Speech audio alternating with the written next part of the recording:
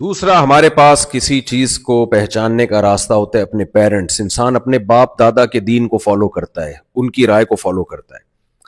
لیکن اگر ہم اس کو بنیاد بنائیں تو اگر باپ دادا خود غلط راستے پر ہوئے, اولو کان آباؤہم لا یعقلون شیئا ولا یہتدون, مشرکین مکہ سے جب کہا جاتا تھا تم اپنے ہاتھوں سے پتھروں کو بناتے ہو اور پھر ان کو خدا کہہ کے ان کے سامنے جھکتے ہو, الہم ارجل یمشون بہا, کیا ان کے پاؤں ہیں جن سے یہ چلتے ہیں, ام لہم ایدی یبطشون بہا, ان کے ہاتھ ہیں جس سے یہ پکڑتے ہیں, ام لہم اعین یبصرون بہا, ان کی آنکھیں ہیں جن سے یہ دیکھ سکتے ہیں.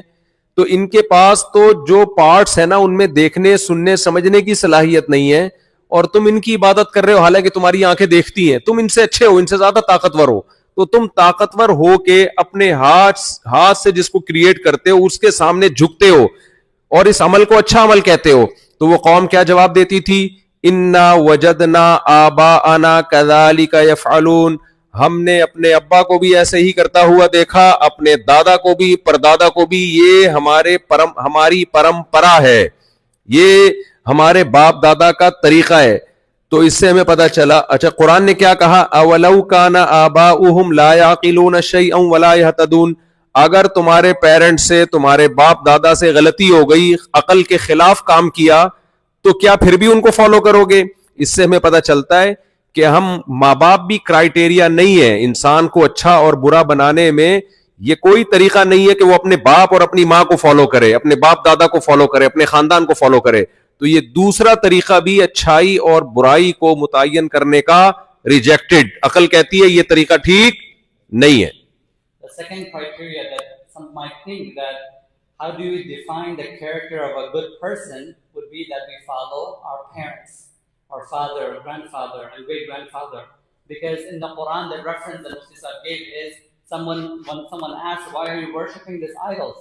They cannot even hold, they cannot do anything, they cannot listen, they cannot benefit you. The response of the mushrikeen was, this is how we saw our fathers and grandfathers doing. So Mufti Sahib is saying that also does not logically make sense, because parents can make mistakes.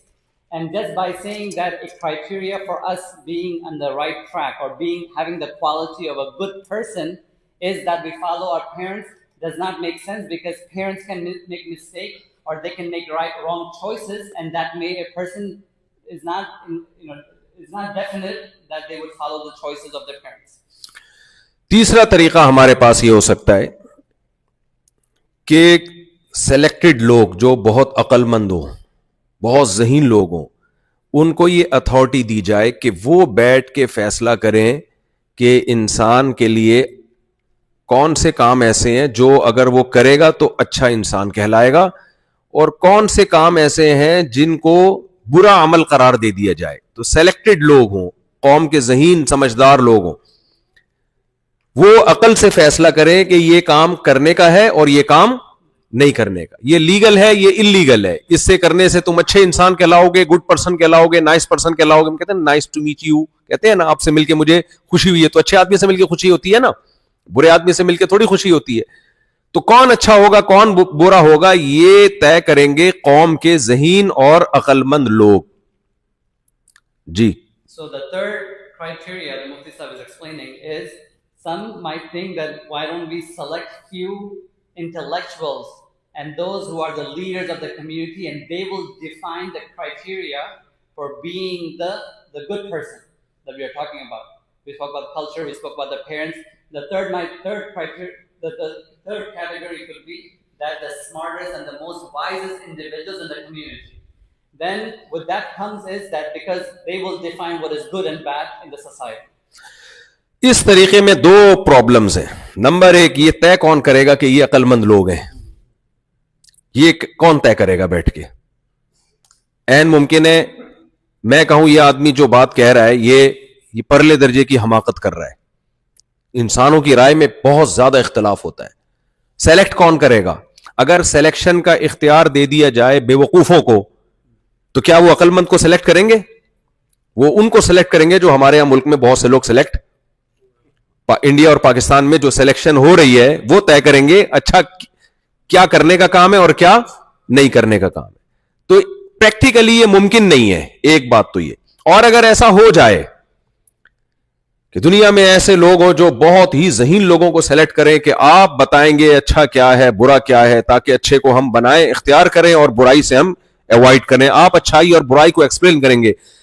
اول تو ایسا practically ممکن نہیں ہے, اور اگر ممکن ہو بھی جائے تو انسان کے ساتھ اگر وہ عقل مند بھی ہے, خواہشات کی ایک سمندر ہے جو انسان کے ساتھ اللہ نے اٹیچ کر دیا ہے. بہت دفعہ ہماری عقل کہہ رہی ہوتی ہے کہ یہ غلط کام ہے, لیکن ہم اس کو غلط اس لیے نہیں کہتے کہ ہمیں خود وہ کام چھوڑنا پڑ جائے گا, اور انسان پھر وہاں اپنی خواہشات کے آگے ہتھیار ڈال دیتا ہے. تو اگر ہم نے چند ایسے سلیکٹڈ لوگوں کو منتخب کیا کہ آپ بتاؤ اچھا کیا ہے برا کیا ہے, تو اگر وہ فار ایگزامپل سب شراب پیتے ہیں تو وہ شراب کو کبھی بھی اللیگل قرار نہیں دیں گے, کیونکہ ان کو چھوڑنی پڑے گی, اور وہ شراب چھوڑ کے ان کا دماغ کام نہیں کرے گا, وہ کیسے شراب کو اللیگل قرار دیں گے. اگر ان سب کی گرل فرینڈ ہے اور وہ سب زنا کرتے ہیں تو کبھی بھی وہ زنا کو غلط ہونے کے باوجود بھی اللیگل اور برا قرار, آپ لوگ میرے سینٹنس کو مکمل کریں, وہ برا قرار نہیں دیں گے. اگر ان سب نے اپنے ابا اور اماں کو اولڈ ہاؤس میں جمع کرایا ہوا ہے تو وہ ابا اور اماں کو گھر میں رکھ کے ان کی خدمت کرنے کو اور ان کو اولڈ ہاؤس میں جمع کرانے کو اللیگل اور غیر قانونی قرار نہیں دیں گے. تو اس سے صاف پتہ چلتا ہے یہ اتھارٹی چند چیزوں میں تو انسان کے لیے ایکسپلین کر سکتا ہے اچھا کیا برا کیا ہے, لیکن 100% انسان کے پاس یہ اتھارٹی نہیں ہے کہ وہ ہمیں بتائے کہ تم نے کس چیز کو اچھا کہنا ہے اور کس چیز کو برا کہنا ہے. So in the third section of, or the criteria, the third one of where you select the leaders or the smart intellectual people, this is saying that there are two problems with it. The first problem is who defines that person is smart. Like if you give an option to some people, those who are not intellectual themselves, and they all decide if they think this person is the smartest, yes, according to them, but it's not really a definite reason for everyone to agree that this person is smartest. So that's one issue, that no one will be very difficult for people to agree that this group of people are the smartest. Now, if for example, they have selected a smart person, then he's saying that the nature of human being is such that we are surrounded with our desires. Allah has created us to be surrounded with our desires. So at some point, we will fall short to fulfill the desire. The example the Mufti Sahib gave is, for example, that if a person or the group of those leaders, they like to drink alcohol. So they will, even though it's wrong, they might think, because they're smart, they might think that it's wrong, but they will not say it's wrong because they like it themselves, because the desires are connected with human beings. Going back, again, it is not a good criteria to select a group of leaders to make a decision on what is right and wrong for human beings. تو اب میرے اور آپ کے پاس سوائے اس کے کہ جس نے ہمیں بنایا ہے, جسے اللہ کہا جاتا ہے, جسے گاڈ کہتے ہیں, جسے خدا کہتے ہیں, جسے کریٹر کہتے ہیں, جس نے بنایا ہے, ہمارے پاس اس کے علاوہ کوئی آپشن نہیں ہے کہ ہم اس سے پوچھیں کہ صحیح کیا ہے اور غلط کیا ہے. اور خدا کی تعلیمات دنیا میں اسلام کے سوا کسی مذہب کے پاس محفوظ نہیں ہے. کوئی مذہب یہ دعویٰ کر نہیں سکتا کہ 100% ہمارے پاس خدائی تعلیمات ہیں. کیوں؟ دو وجہ سے. نمبر ایک, بہت سے مذاہب کی جو تعلیمات ہیں وہ تعلیمات بتاتی ہیں کہ یہ خدائی تعلیمات ہو نہیں سکتی. وہ تعلیمات ایسی ہیں, خدا یہ کہہ سکتا ہے کہ پتھروں کے سامنے جھکو, وہ اپنے آپ سے ہٹا کے آپ کو اپنے ہاتھوں سے بنائی ہوئی مورتیوں کے سامنے جھکنے کا آرڈر دے سکتا ہے. بہت سے مذاہب ایسے ہیں جن کے پاس تعلیمات محفوظ نہیں ہیں. صرف ایک قرآن ہے 1400 سال سے جس کا یہ دعویٰ ہے کہ وہ کس کی کتاب ہے؟ اللہ کی کتاب ہے. 1400 سال سے اس کا ایک حرف بھی تبدیل نہیں ہوا. الحمد سے لے کے والناس تک آپ اس کے احکامات کو پڑھیں. احکامات پکار کے کہہ رہے ہوتے ہیں کہ یہ انسانوں کی تعلیمات نہیں ہے, یہ اس ذات کی تعلیمات ہیں جو انسانوں سے اونچی ذات ہے, جس کا کوئی مفاد انسانوں سے نہیں ہے.